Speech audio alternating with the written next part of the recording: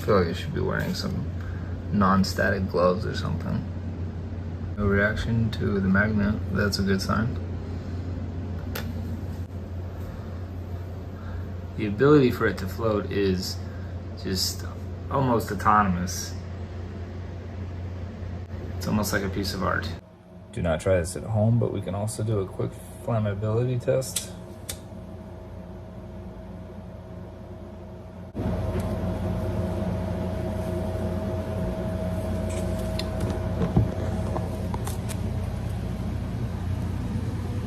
There's the end product of it being burned.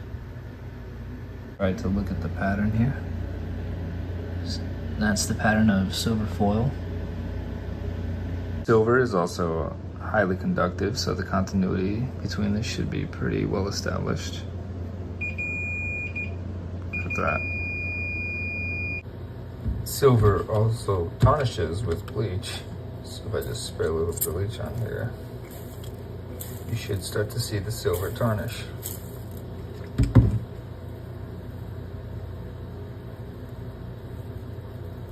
You just wait to see that reaction.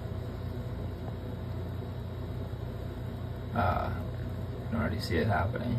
Using a cooking pot lid as a convex lens, you can also create a mirror. And here's the effect. Obviously, the smoother you apply the silver, the better the image. And I'm sure you can do a much better job than me. Thank you for watching.